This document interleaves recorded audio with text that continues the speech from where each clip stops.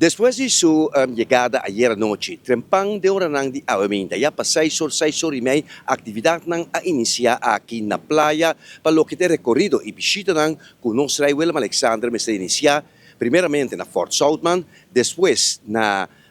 gobernación de Aruba aqui na Cocolishi e para depois desplazar-se e esse certo recorrido com caráter oficial, pero também com toque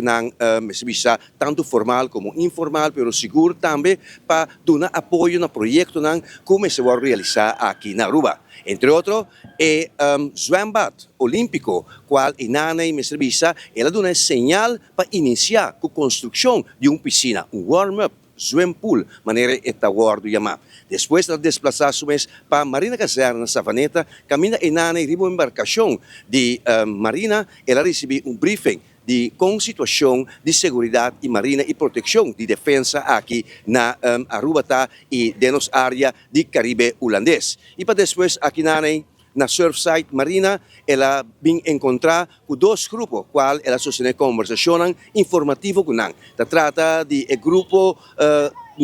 uno que dado momento está preocupado para o crescimento do turismo aqui na Aruba e outro que está manifestando preocupação para a imigração aqui na Aruba. A quantidade de imigração e imigrantes, na minha dicho, que há no último tempo na Aruba está para de 40% de habitantes de Aruba que está vindo de outro país e programa também estrutural de integração como esse vai duna essa aqui. No momento aqui, nosso rei William Alexander está saindo foi de aqui